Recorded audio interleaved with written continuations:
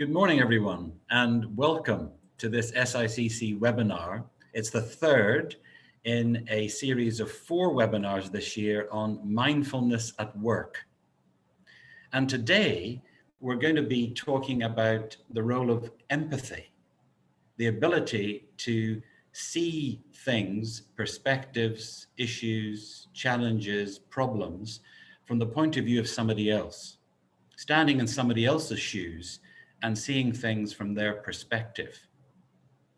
And we want to hear and understand how this can help us build more productive teams, improve our relationships with our colleagues and with our customers, and really understand how empathy is a key component of emotional intelligence, and I would argue a vital leadership skill to have and to practice. We're delighted to have with us as our guest speaker, Ronnie Sabnani, the managing principal of Infinye Incorporated. Ronnie has been helming these series of events on mindfulness at work for us, and we're delighted to have him back. We're on the Zoom meeting platform this time, so there's no Q&A box, but please use the chat function at the bottom of your screen to type in your questions.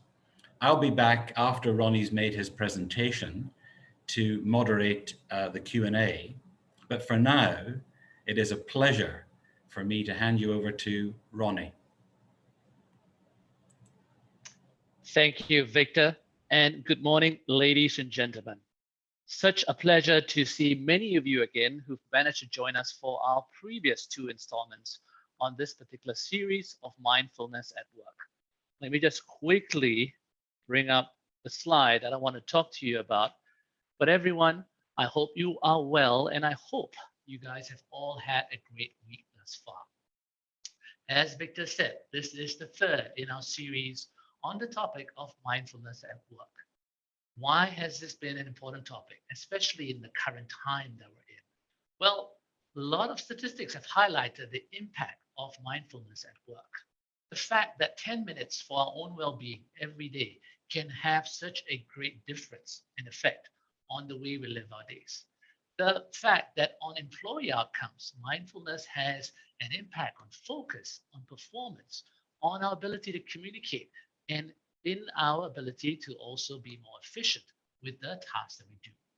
At a high level, it's also shown to reduce stress levels by almost 1/3, increase productivity by up to 40%.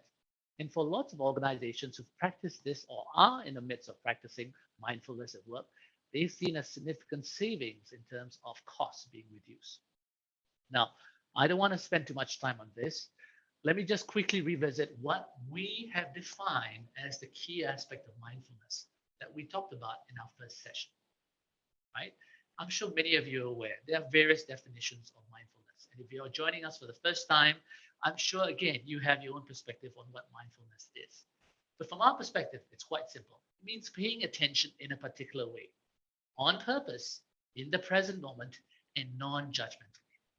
It transforms how we relate to events and experiences. And that's just to tell you about our journey so far. So at the start of the year, we talked about how it's important in the path towards developing mindfulness, how we should also have the right mindset. A few months later, we then went on to the next level and talked about how you could potentially communicate with intent to ensure your messages are received in the way you intended, and to ensure that there is a foundation and platform for trust and collaboration within your family, within your social circles, and just as importantly, in your work life. Today, what we're going to be talking about is emphatic engagement. This is an interesting word, but as Victor said, it's all about empathy. What's the role of empathy in the workplace that we are all working in today? I'm going to pause here and stop sharing. I want to start things off by sharing with you a little personal story of mine. So many years ago, when I was fairly new to the workforce, I had just recently been promoted to the role of a team manager. 3 months into my new role, my boss, my then boss, came up to me and said, look, Ronnie, we have one of your individuals on the team who you've inherited as part of your promotion that actually needs to be put on a performance improvement plan. Now, when anyone hears that, the first thing is, oh my goodness, how am I going to handle this? But being young and being obviously full of energy and obviously with the aim to please everyone around me, I took on that challenge. Now, this person, for the purpose of our exercise or story today, is just a person named Adrian. Yep. So planned out a meeting with Adrian to have a chat with him and to sit down and discuss the whole aspect around a performance improvement process that we have to put him on. So meeting began as expected. When we went through the initial chit chat and small talk, I then conveyed to Adrian that say, hey Adrian, this is why we're here to talk, why we're meeting today. We're here to talk about, some aspects of the performance based on the review that has been done by some of my predecessor, as well as some of the other stakeholders within the organization. There has been a situation where we need to probably look at putting you on a performance improvement plan. Upon hearing that, Adrian sighed and his face had completely changed. So me, being the eager person, asked, Adrian, what's wrong? And he says, well, I kind of expected this, but I am disappointed that it's arrived at this. And I, tried to allay his concerns. I said, Adrian, don't worry about it. A lot of people go through performance improvement plans. And many of them come out of it successfully transformed and actually achieving some significant benefits as a result of going through this particular experience. And he says to me, Ronnie, you don't understand. In the last 6 months to almost 9 months, I've been having a lot of problems at home. And before I allowed him to actually continue, I jumped in and said, Adrian, I know, and we all have problems. And I can understand how those problems can have an impact on your work. But I can guarantee you, Adrian, that if you follow this particular plan, I'll work with you to see how we can get this out so that in the 3 months, at the end of this review process, we were able to revisit this and we'll see that you're actually in the right path towards getting to the targets that you set. Yep. He sighed and begrudgingly agreed. So signed off on that particular plan and went back to his work. So a month passed. As a month passed, I noticed there wasn't really much change. 2 months passed, and I did not see a significant step in the right direction. Neither did any of my other colleagues. 10 weeks after our meeting, so about 2 weeks before the performance review date was set, Adrian comes up to me and says to me, Ronnie, I just want to let you know, my wife has got a new role overseas, so we're relocating from Singapore to another country, right? And as a result, I've applied to transition to another part of the organization so that I can actually shift to that new city and be able to still function in this particular role, in this particular job, in this organization. So I went, okay, fine. Yeah. Secretly, I was relieved because I was dreading having to convey the not so positive news at the end of that 3 months that his review time was up and he didn't actually make that cutoff point or expectations that we set. Right? So Adrian went, took off, relocated to a new city, still in the same organization, but in a totally different role altogether. And here's the thing that it happened then. As I didn't say kept tabs, but as I, interacted with different people in the city Adrian was in, I come to find out that he's doing a remarkable job. He's meeting all his targets. All the clients love him. And he's really earmarked by the country manager at the time to be one of the leading lights of the organization for that particular territory. And that's when I stopped and asked myself, hang on, why that difference? What was it about his working here in Singapore that didn't permit him to have this level of freedom or this ability to succeed at that such high level? And then I started asking questions myself. Did I manage a conversation correctly? Did I have the right perspective in terms of what I wanted to talk to him about? Or did I quickly just shared or forced my views and expectations around how I would be running the performance improvement plan and how I run the team, that I didn't give him time to really think about what is important to him or how he should be feeling at that point in time in order to overcome the challenges that he was facing. And I realized then that really it's all a matter of perspective. What I thought, what my bias was, what I felt was perhaps not handled or controlled or managed in the right way in order for me to get the full benefit and capability from my team member, Adrian. Needless to say, our emotions, our bias all play a part. And that's a lot around what empathy actually revolves. So let me start off with this. We're going to start off with the first poll over here. So if I could ask you guys to just have a look at this poll that comes up. I want to ask you, what percentage of our emotions do you feel plays a part in our decision making? So in every decision that we make, ladies and gentlemen, how much of our emotions play a part? Is it less than 20% and the rest of it is rational, on which we make a decision? Or is it somewhere between the 20-40%? Or is it approximately half? Go ahead and submit your answers. And tell me what you think. It's great to see some answers coming up there. We'll just give it a few more seconds. Yeah? So, based on all the decisions that we make, what do you guys think the role is of our emotions? All right, let's go ahead and share the results and see what you guys select. An overwhelmingly large number of you have selected around the 60 to 80% mark. And between 20 and 40% and 50%, that's quite an equal number of you guys who actually select that. And that's very interesting. So thank you for sharing those results, Evelyn. Let me share with you this. Typically, when we talk about emotions in our decision-making process, what most people think is that our emotions only play 20% of the role in us forming a decision, right? And especially when it comes to work.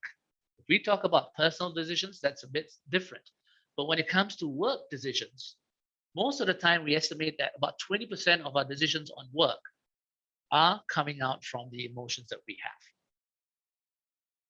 So here's an interesting thing, everyone.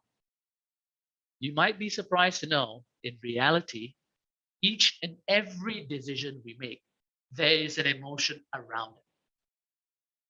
So 100% of our decisions, specifically at work, comes from an emotional perspective. And we then, after making a decision, spend hours, weeks, or months underpinning these decisions with logical justifications. So what we always say to people make decisions based on emotions, but then justify it with logic. And that's very much the way a lot of us are wired. This isn't necessarily a negative thing. Humans are emotional creatures by nature. And a firm understanding of how to monitor and use these emotions, called emotional intelligence or EQ, can actually have a positive effect in the workplace, right? So if we know how to manage these emotions, not just of ourselves, but of people around us, if we have the right level of emotional intelligence, or EQ, as people refer to it as short, we actually have the ability to make a major impact at the workplace. And studies have shown how true this is. In fact, studies have shown that high performance can be related. 67% of high performance can be related to some aspect of emotional intelligence, some aspect of EQ, right? So strong job performance is often tied to a high EQ. Now we know that. Where does empathy play a part? Well, when you think about EQ, the general definition is It's the ability to manage one's emotions. It's the ability to manage others' emotions, not just your own, but also others, to identify what that person is feeling and to be able to then structure our own position to one that allows us to be able to communicate better. Emotional intelligence is also about the ability to relate in multiple contexts. And that's where empathy comes in. It is in this third definition where we have empathy being born. So quite often people interchange emotional intelligence, EQ, with empathy, and they're not wrong. But if you really want to be specific, empathy is more a component, a specific tool of EQ that we use to interact, to engage, and communicate with people at work, at home, and in social environments. Why is that important for us to know? Well, the impact of empathy employment is quite significant. A study done by Business Solver in 2019 highlighted that 93% of employees stay when they know or recognize they have an empathetic employer, whereas 82% leave for an empathetic employer if they are unhappy or not very confident in the leadership or in the organization providing that level of empathy. Some very significant statistics here, ladies and gentlemen. 93% stay when they know the organization has empathy for them, when they know their leaders are able to relate to them in a way that is needed. They are heard. Whereas 82% leave for the very same reasons to another organization where that particular level of empathy is there. So hence the importance of empathy in our workplace, hence the importance of empathy in this whole series of mindfulness at work. And when we talk about empathy, there are three elements that I want to share with you about empathy today. First, being cognitive. Second, affective empathy. And third, compassionate empathy. Understanding the role each of these elements of empathy plays can go a long way towards helping you become that leader in your own right. Doesn't mean you're a leader just by title, but a leader in every sense of the word when you interact with people at your workplace or in any other environment. So let's dive into each of these particular elements, guys, and talk about how they play a role in the way we engage, in the way we interact with our team members and colleagues. Starting off with cognitive empathy. In each and every key area of empathy, including cognitive empathy, there are three main areas that you guys should always be aware of. One, cognitive empathy is the foundation for communication. We often communicate based on what we know, based on what we see. And a lot of that comes out from us deriving some logical conclusions to a particular scenario that we have. And from that logical conclusion, we then communicate our views and our perspectives. So a lot of that foundation for communication is actually steeped in cognitive empathy, where we recognize cognition, how a certain situation is going to play out, how a certain person might feel before we decide to convey certain words and messages. As I said, cognitive empathy is largely derived from logic. People are able to exhibit a high degree of cognitive empathy primarily because they use the cognitive part of the brain where logical deductions can be formed for any scenario. If someone is rushing to the restroom or someone is rushing to grab a bite, you can deduce quite easily the emotion that person is feeling at that point in time. If someone falls from a high point, without even seeing what happens after that fall, you can deduce that that person is likely to feel some level of pain. That person is likely to have hurt himself. And why? Because that's logical for us to deduce when we see certain situations.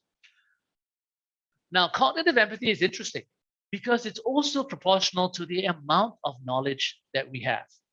And that basically means it's also proportional to how much information or research we have gathered about a particular subject, a particular person, a particular scenario, what have you.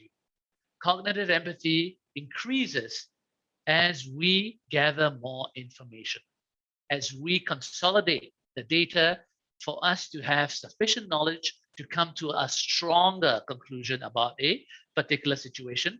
And that stronger conclusion then influences how we then interact. So 3 elements within cognitive empathy. Primarily, it's the foundation for communication. It's largely derived from logic, everyone, and it's proportional research.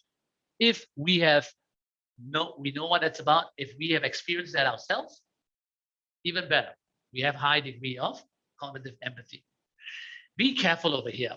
Quite a lot of people, and if you read any books or articles online, sometimes there are people who have a high degree of cognitive empathy, but they're not necessarily maybe the best types of individuals in society. I won't elaborate further on that, but I'm sure you guys know what I mean. Yeah? So, speaking about cognitive empathy, everyone, let's do a simple exercise. And here's where we're going to get you to make use of the chat function on the Zoom meeting. I'm going to share with you a series of statements. And for each statement, there is a blank there representing a missing word. I would like you to read that statement and share on the chat what do you think that missing word is, whether it's an emotion or whether it's a situation. Okay? So like I said, I'll share with you a series of sentences. For each sentence, there'll be one word missing, and I would like for you on the chat to put in what you think that word is. All right, let's start. First sentence. After a difficult year, James was about his upcoming performance review.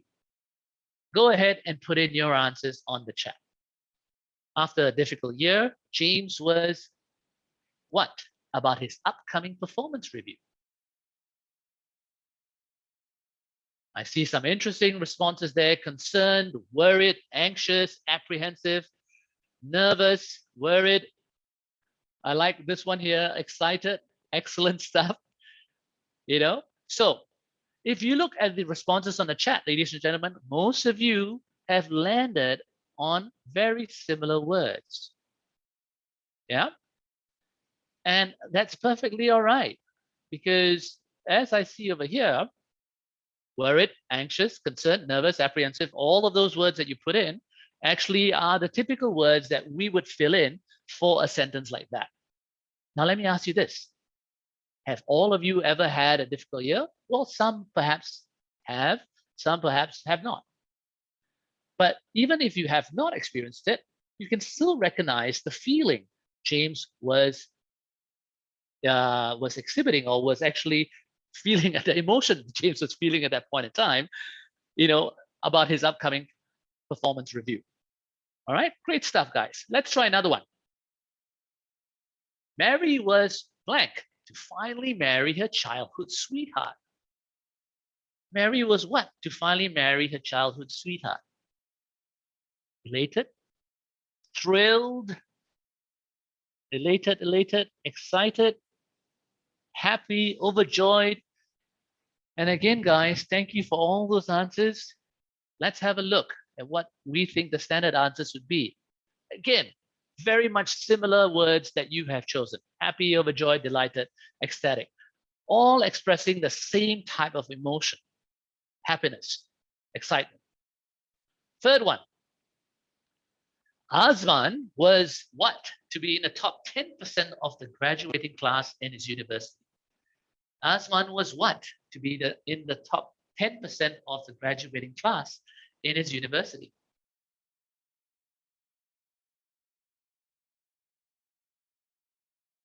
Okay, and we have some interesting answers over here.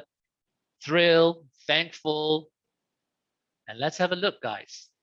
Similarly as well, honored, thankful, proud, happy, overjoyed, elated to be in the top 10%. Okay, you guys are all getting the answers there, right? Excellent stuff. Let's perhaps raise the level a bit and ask you this question now. Suresh was what? To take his first solo skydiving jump.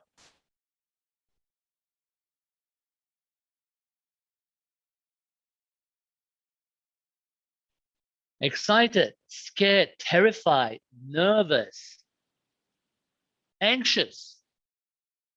Now here's an interesting one, everyone. This time round, your answers can be quite the opposites. Yeah?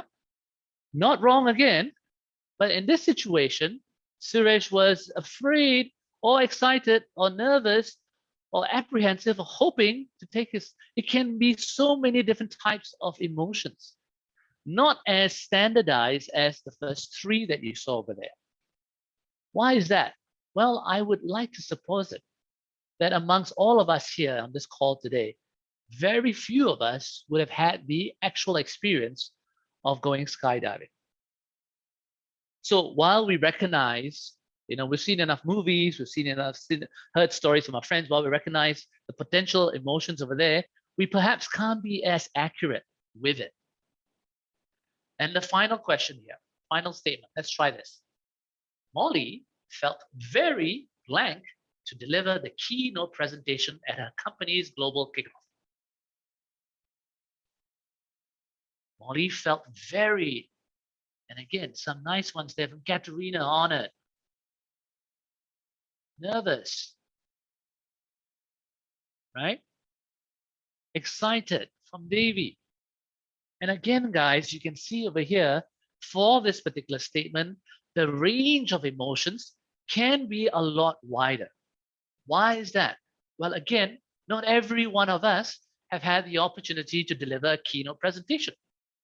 And because we haven't had the opportunity, we're imposing our own emotions, what we think we will feel if we were put in Molly's situation. And that's the interesting thing about empathy. If you look at all 5 statements, everyone, the first 3 over here can very much be derived and can very much be addressed through cognitive empathy. Most of you got the answers or words that were exactly as this particular emotion is meant to be. But on 4 and 5, that wasn't as straightforward. Why? Because in 4 and 5, we don't have enough research, we don't have enough knowledge, we don't have enough understanding, and most importantly, our own experience in order to accurately put in what we feel the emotion should be. And when we don't have that experience, we don't have that knowledge, what do? We then project our own emotion onto that particular situation and assume that that's what the other person would want to feel. So this brings us quite nicely to the topic of affective empathy. As I said, cognitive empathy is the foundation for the elements of empathy. Then you move on to the next level and talk about affective empathy. Quite often, affective empathy is also referred to as emotional empathy. And as you would have guessed, what this relates to is more around how we can personally feel about a specific situation. This is an interesting aspect, right? 1, affective empathy builds on the cognitive empathy.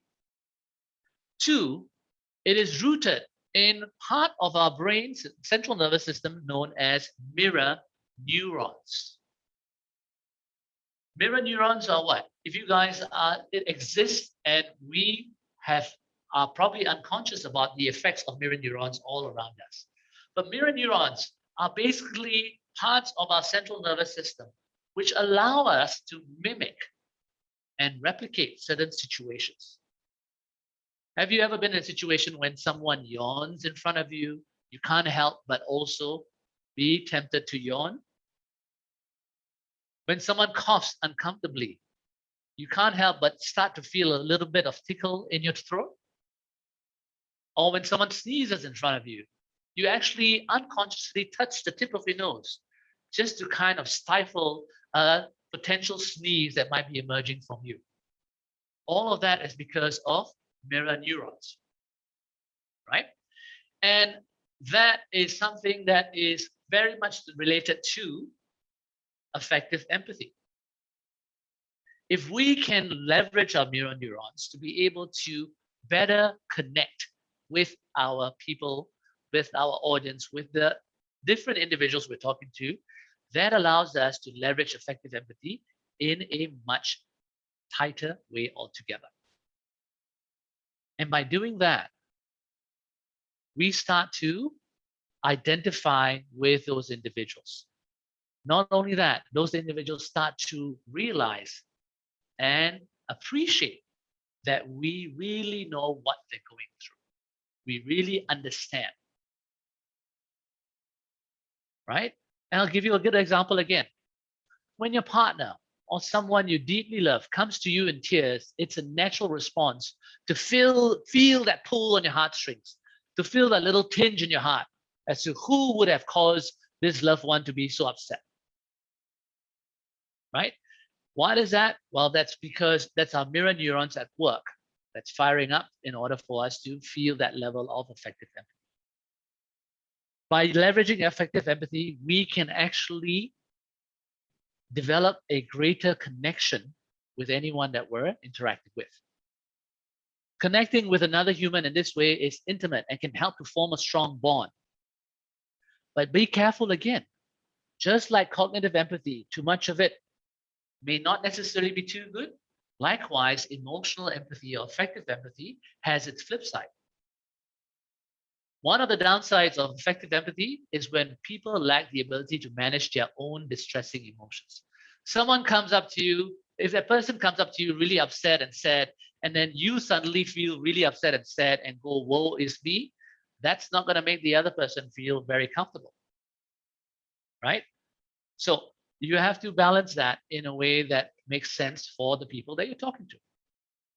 And speaking about balancing cognitive and effective empathy, here's a little exercise that you might want to try. If we put a chart of effective empathy versus cognitive empathy, very much like the diagram you see over here, I would ask you, in your free time, everyone, take a little pencil or pen and mark on this particular chart where you rate yourself in terms of effective and cognitive empathy. And what you'll find is that slowly we'll start to get a picture of the people in your organization, including yourselves, of the people in your family, including yourselves, right? You might have a picture that looks very much like this. And one of the things that come up very regularly is the fact that most of us, because of the way we are wired, would put answers concentrated around this particular midpoint over here. And that's nothing wrong, ladies and gentlemen. There will be some of us who are obviously very high on the effective empathy side. And that means they have a very good, strong ability to relate. There would be someone very high on the cognitive empathy perspective. And that also means that they have a strong capability to understand. What you want to do is find that balance and ultimately make that move where you have the right balance of effective and cognitive empathy to an area like this, to an area where with those two components of empathy in check, you have the ability to take action. And you effectively have what we call compassionate empathy. When the heart and the mind meet in the middle, this third type of empathy comes alive, compassionate empathy. By developing compassionate empathy, you'll go beyond just the simple understanding of interactions, whether they're emotional or intellectual. You'll be able to nurture a deeper connection with others and also feel comfortable no matter what another person is sharing with you. Not only that, through your own curiosity and this increased level of compassion, you start to understand one another's experience. Right? And by having this balance, it allows you to basically take empathy from experience to action. So compassionate empathy is the ultimate goal for all of us, ladies and gentlemen. It is the right blend of cognitive and effective empathy. It is the fact that it is also scenario dependent. Because we have this the right blend of cognitive and effective empathy, we can, in any scenario, determine how much of cognitive empathy should be utilized or how much of effective empathy should be utilized. But it also means that it allows us to become a lot more authentic. True compassion and empathy, people that we engage with, specifically if we're leaders in our organizations, our team members, our employees, start to see that we sincerely care about their well-being. We really want them to succeed, not for our own selfish needs, but for their own purposes. This is the ultimate aspect that we should be aiming to for everyone. Compassionate empathy allows us, as I said, to take the experience, to take the interactions into a form of action. So again, let me give you an example. If someone comes to you with a distressing situation, your cognitive empathy can allow you to relate to them at the base level and say, I understand that you may be quite distressed about this situation.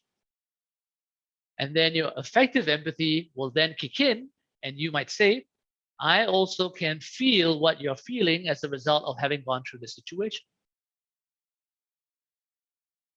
But if you stop there, while you may have allowed that person to feel good, that particular feeling is quite short-lived. Without any form of action, and again, specifically in the workplace, if you cannot take that to the next level and act on it, then at the end of the day, will you have achieved that ability to connect with your employees or with your team members? I dare say not. Would you have been able to further every individual's cause for the group collective? Again, that would be a lot more difficult. So having this right blend, making sure that you apply it according to the different scenarios you're in, as well as understanding how through it all, your genuine nature, the authentic approach that you sincerely want to not only relate and connect with this person, but you want to help them through a difficult episode, or even help them through a very exciting and happy point in their lives. Nothing wrong with that. Yeah? So, 3 elements of empathy, ladies and gentlemen. Cognitive, as we said, effective, and compassionate. And by having these 3 elements in place, by understanding the role that each of these elements play in your interactions as leaders, in the way you communicate certain messages to the rest of the organization, as parents, in the way you might actually convince your children, and as friends, the way you might support them through difficult moments, right? These are the things that you should all be able to do once you have that ability to recognize the roles cognitive, effective, and compassionate empathy play. So, speaking about roles, let's pull up our next poll. This time round, having learned or heard what we've talked about around empathy, let me ask you guys this. Which roles in an organization do you think it's crucial to have empathy?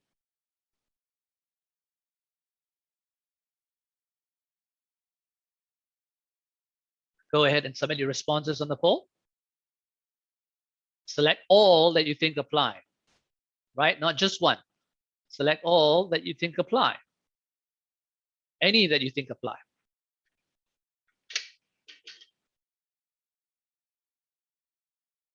Which roles in an organization do you feel empathy is really crucial? Let's go ahead and share the results. Yep. And look at that again. Every one of those roles has at least a 50% focus on where we feel empathy is very important, right? So,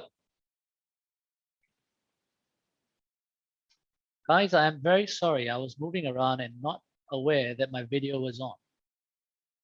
Yep. So, what you see over here, it's a way of the fact that empathy has aspects in every role altogether. A large number of us feel that it's important in leadership and customer service, and you're not wrong. And it's interesting to note over here that a large number of us feel that in human resource, that's also an aspect that could also be a part.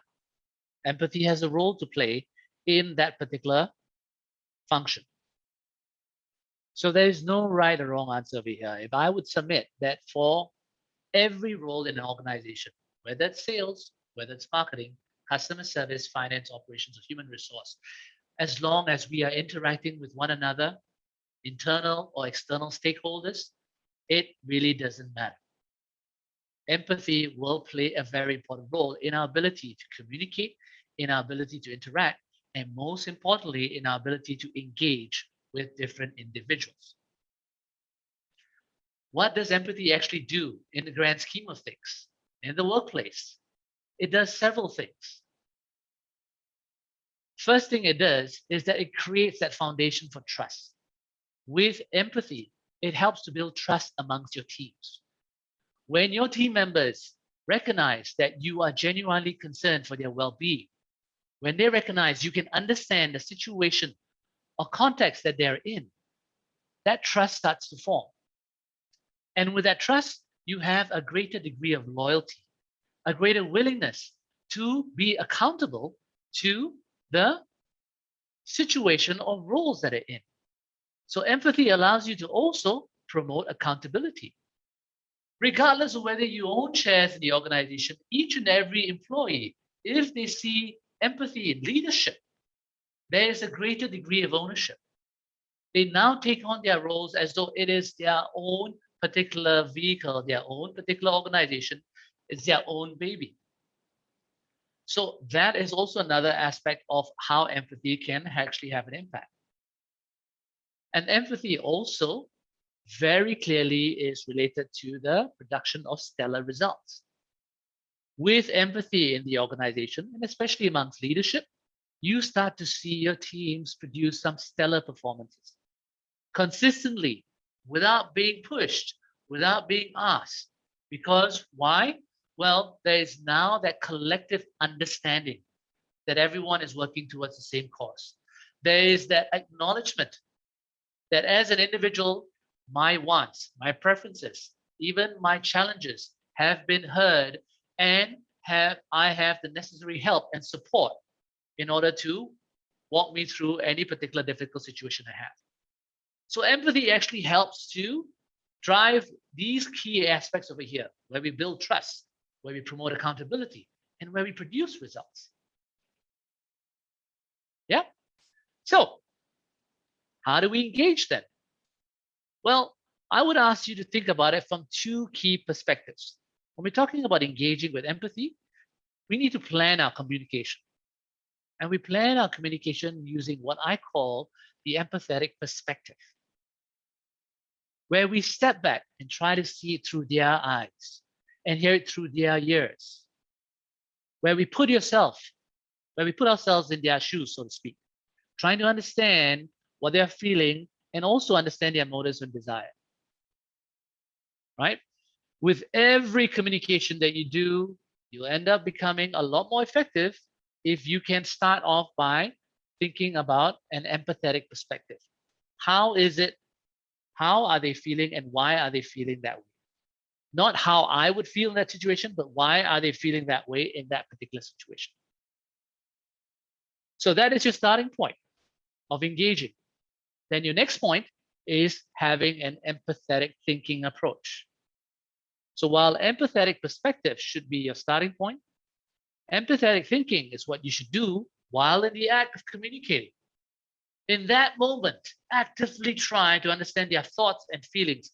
And most importantly, guys, allow yourself to be influenced by their point of view. You are much more likely to trigger their mirror neurons and get a similar response from them that way. So when you want to engage with empathy, think about these two components. The empathetic perspective, where you put yourself in their shoes, understand why they're feeling the way they are, and understand what are their motivations and desires in that scenario, not what your motivations and desires might be in that same scenario. That way, you then allow yourself to be able to leverage empathetic thinking in order to communicate the right message across to these individuals. So I would ask you, think about how you can practice emphatic engagement. Starting off by doing what I call management of the experience bias. We all have our own experience, and quite often that forms a bias. A bias doesn't have to be a negative thing, ladies and gentlemen, but it is not a good thing when we are trying to communicate or interact with different individuals. It is not a good thing because our experience, our past, our own emotions sometimes overshadow what that particular individual is feeling. So I would ask you, in order to practice emphatic engagement, think about how you keep your emotions in check. Think about the assumptions that you make. Think about the context of the situation. Not only that, you should also allow yourself to be influenced, as I said, which means taking in their perspective, but not just hearing their perspective and then forgetting about it and forcing your own perspective. It's literally using mirror neurons to show to them that you can see their way of life, you can see their way of thinking, and that you potentially can also be influenced by that particular way of thinking. So allow yourself to be influenced, ladies and gentlemen. And lastly, I would also ask you, in order to really practice empathic engagement, is to continue to lead from within. Not from the front, but from within, where you encourage one another, where you foster that openness so that people are willing to share. And people are only willing to share when they see you mirroring some of their emotions, when they see you understand them in totality without any judgment, without any bias.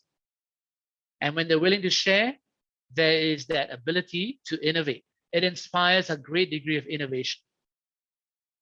So 3 ways by which you can practice empathic engagement.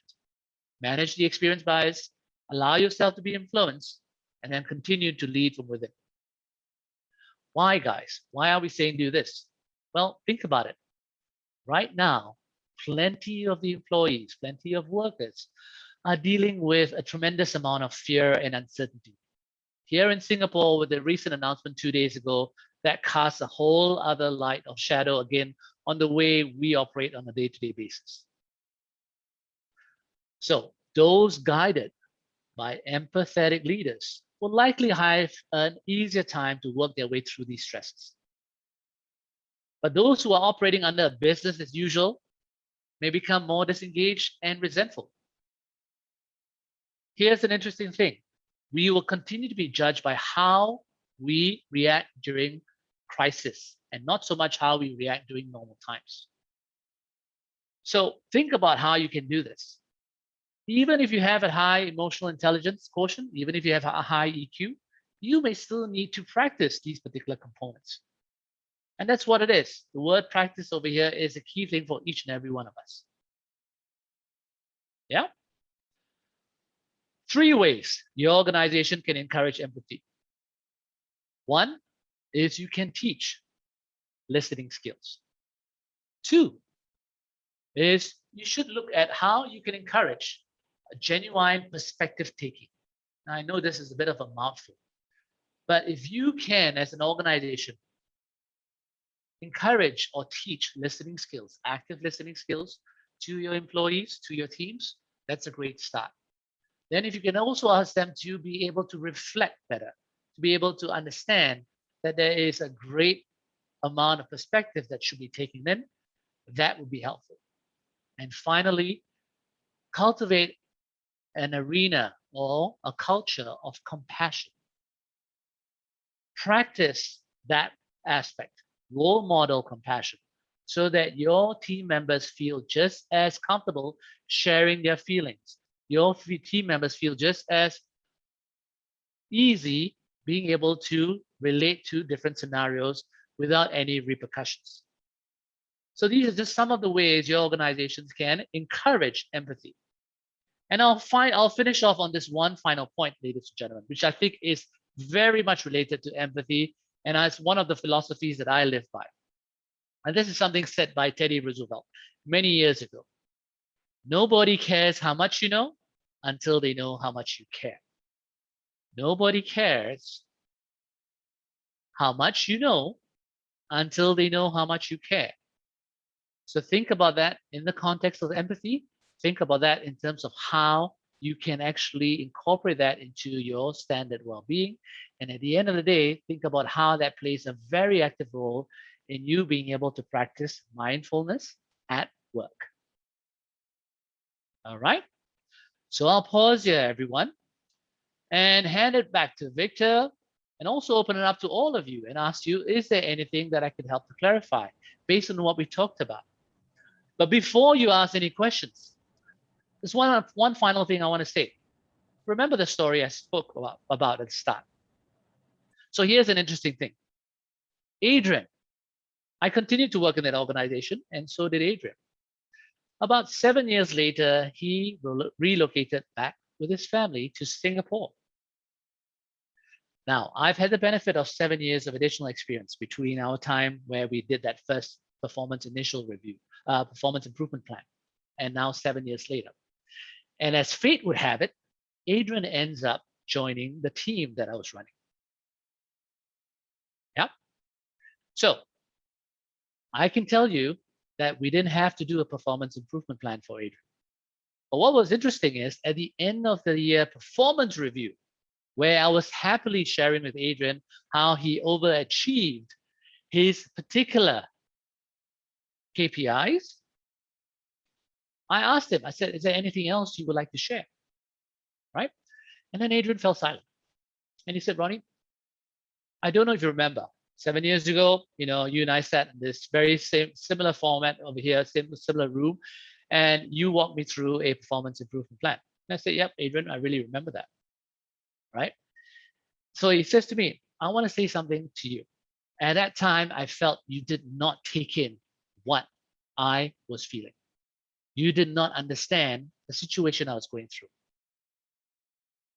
And while there was no excuse for the way my job performance was being reflected, I still would have liked for you as my manager to have highlighted or understood where I was coming from and perhaps been able to relate to me in a better way as opposed to just dismissing me quite outright and focusing on that particular performance improvement plan.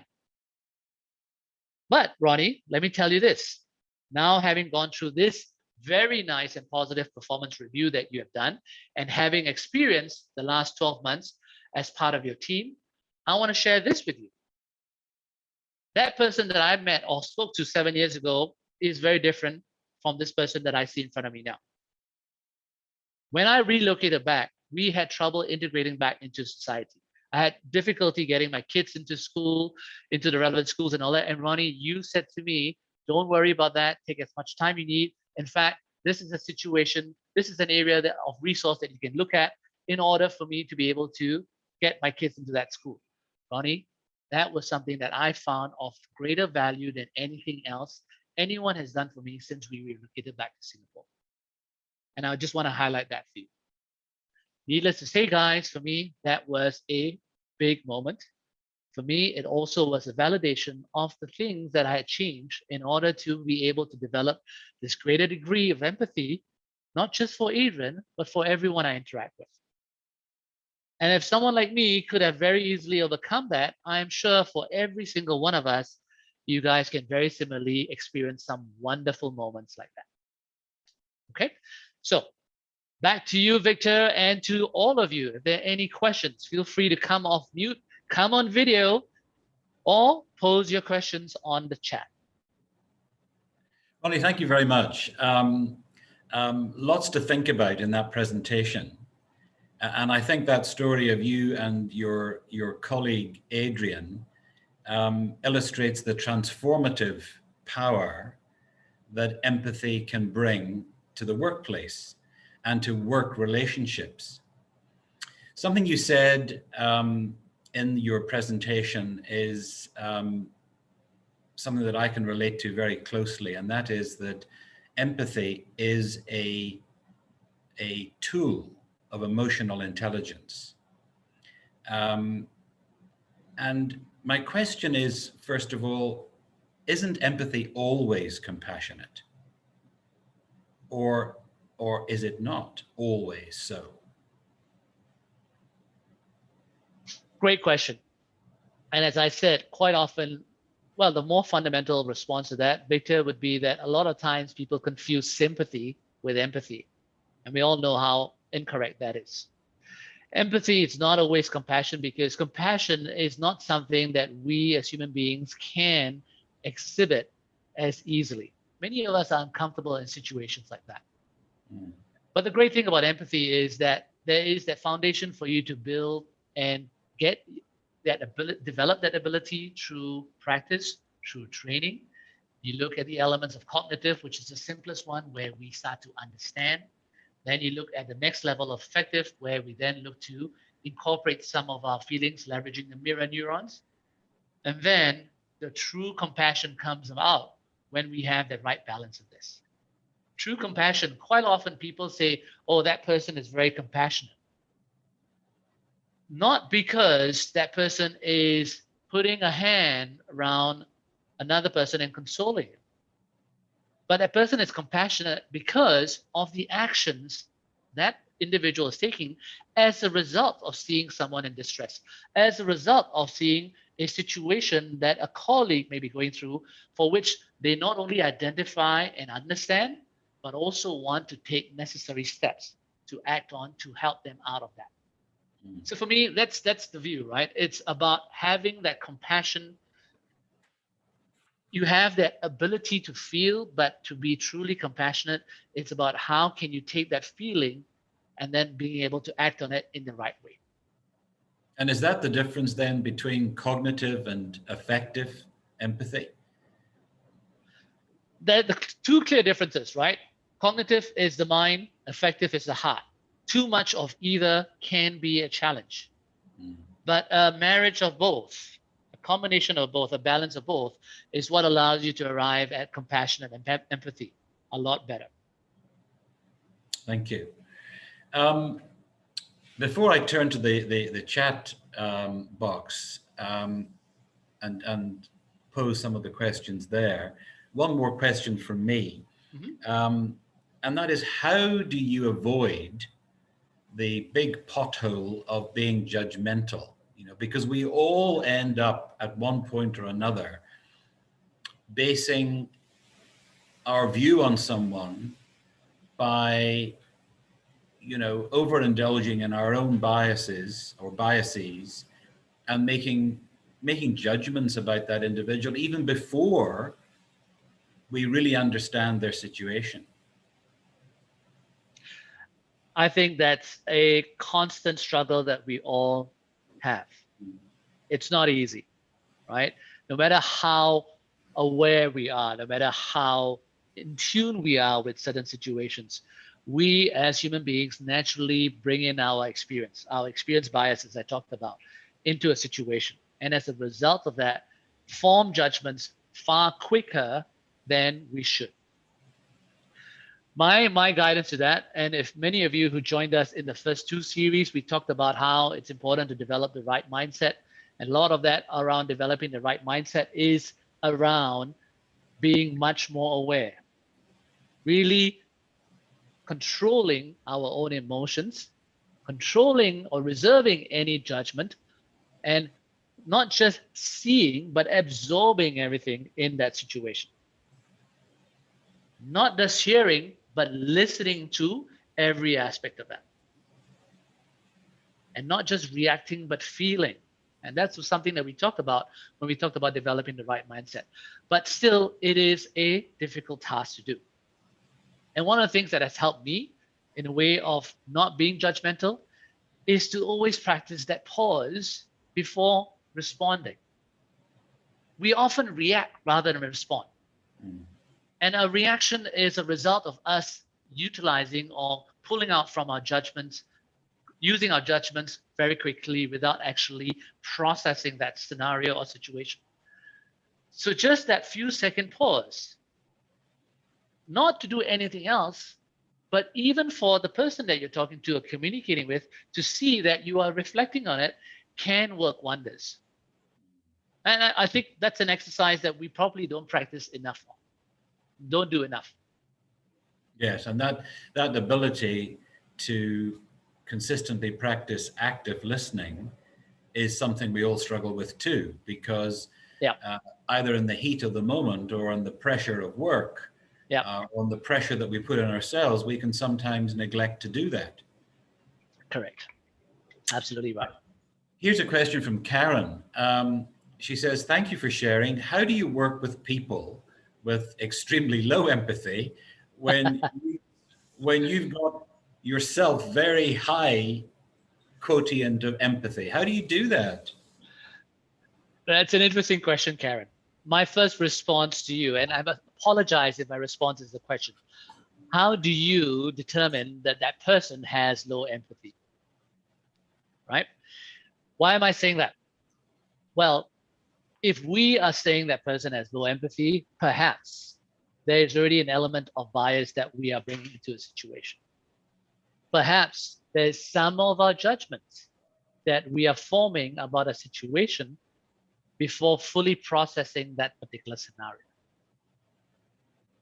And quite often, when we, even despite all that, if we are saying we're well in control of that, despite all that, then I would say next thing to do is really utilize the mirror neurons and really stop, think, be open to their influence. And quite often, a lot of people will exhibit this low empathy or be closed up because they are mirroring what they see from you. And I'm not saying you, Karen, I'm just saying in general. They are mirroring what they see from other people they're interacting with. So if that person they're interacting with is not as accessible, is that person, if that person is a leader or a manager, and the leader or manager is unwilling to show his or her vulnerability, then these guys will close up. And in my example, my story about Adrian, that's what he did. At that first performance improvement review, when I said, don't worry, we'll go through this plan, he sighed and just went about and accepted that plan. Because he at that time realized nothing more I can do. Ronnie doesn't get my situation. Ronnie doesn't get it. So let's just say yes, nod for the sake of it, and go on with my work.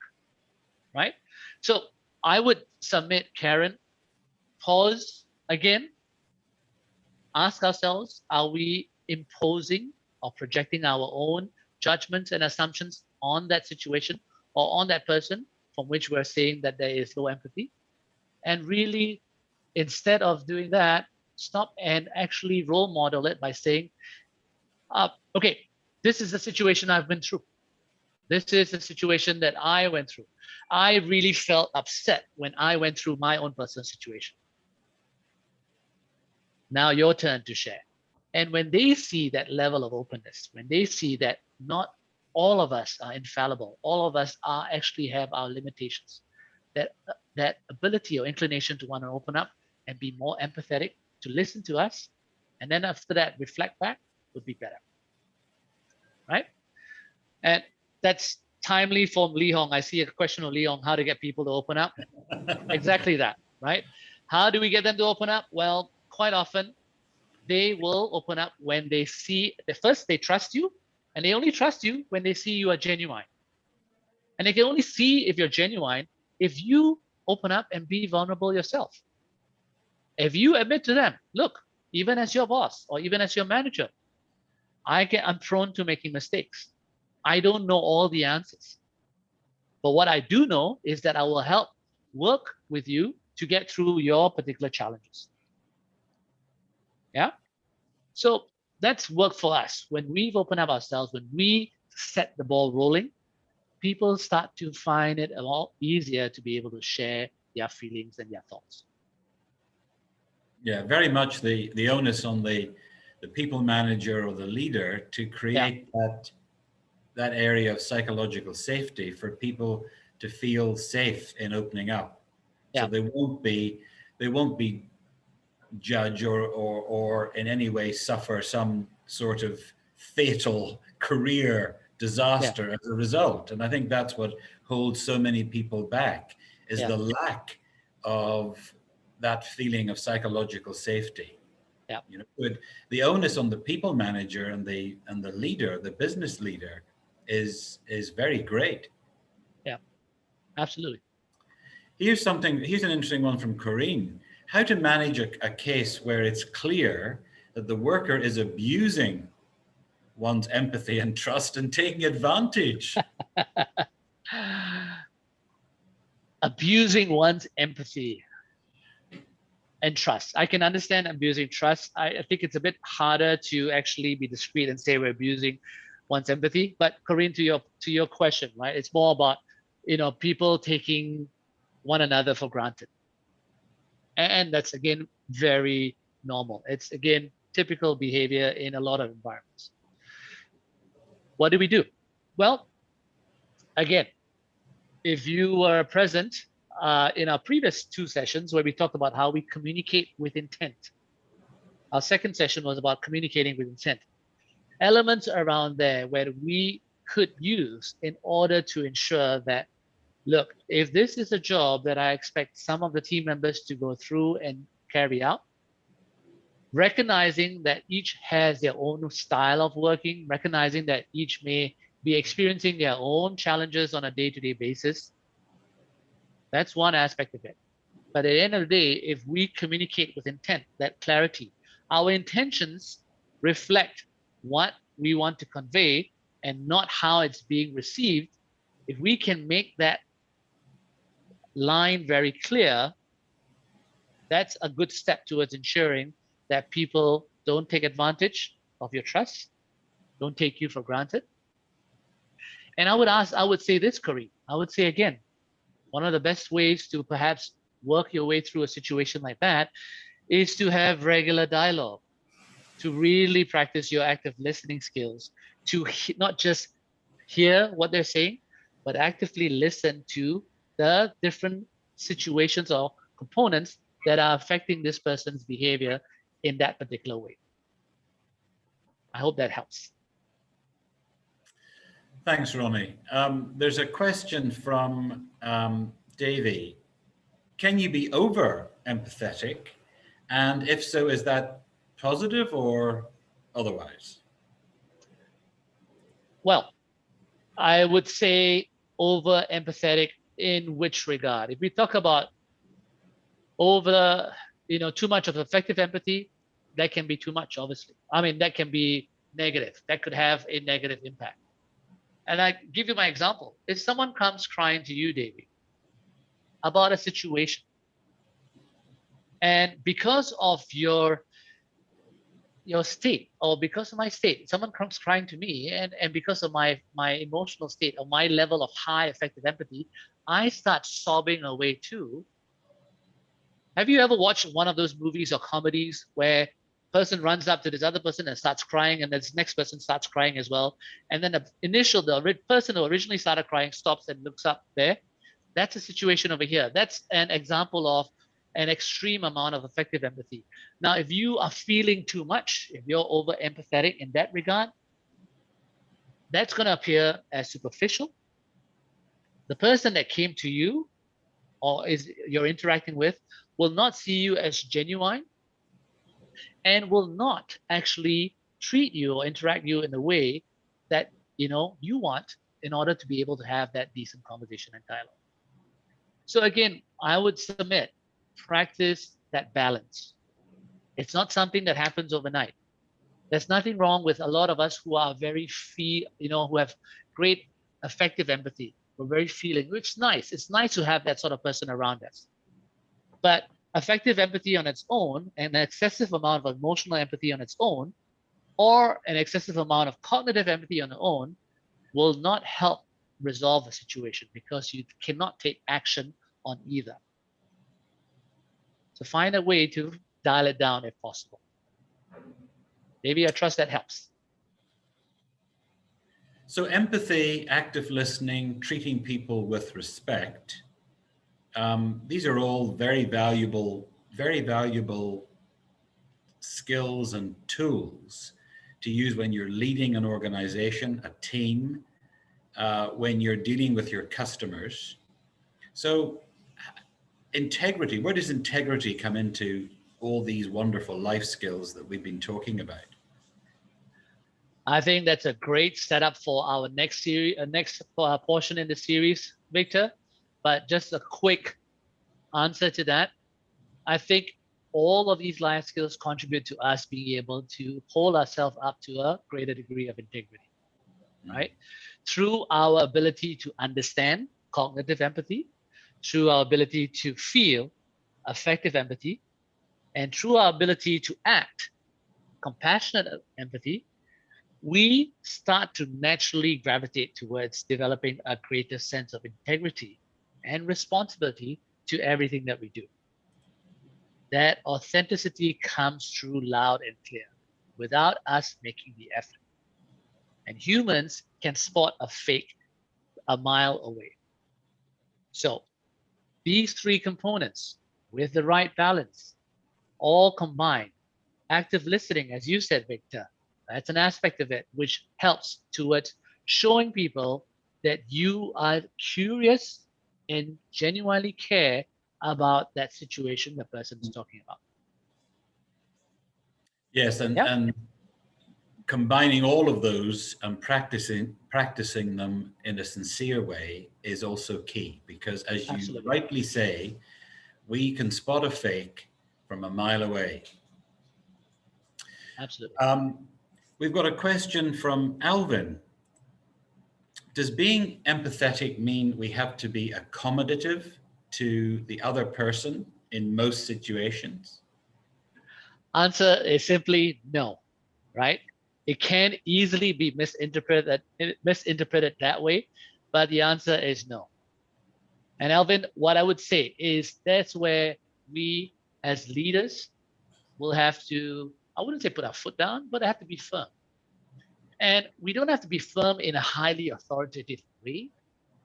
If we already approach a situation with the right mindset, what we talked about in January, and we communicate our messages with the right intent, what we talked about in April, then leveraging the empathy that we've talked about today allows us to come across as this significantly capable leader that is willing to listen, that is willing to help. But that doesn't mean that we will accommodate every excuse or every particular situation. It all has to be done within reason. And if you are able to communicate with these individuals in the right way, the chances of them being of you being seen as being too accommodating, or them taking advantage of you, Davey, per your question, that would be significantly reduced. Yeah. So no, being empathetic does not mean that we have to be accommodative to every situation. Empathetic is about understanding, it's about relating, but that doesn't mean we say, okay, because of that, you don't have to work. Because of that, you don't have to go to school, kids. You know, that's quite a different thing altogether, because it can be quite counterproductive to what we're eventually trying to achieve. Ronnie, thank you so much. And I'm going to draw this session to a close. Thank you for being with us again. This has been a very interesting conversation on empathy and what it is and what it is not, and how important it can be in the workplace. Ladies and gentlemen, thank you for your company and for your questions. All of us in SICC wish you well. We, particularly at this time of phase 2 heightened alert, keep safe, keep well, and we look forward to seeing you again very soon. Thank you so much. Thank you so much, everyone. Have a great day. Bye-bye.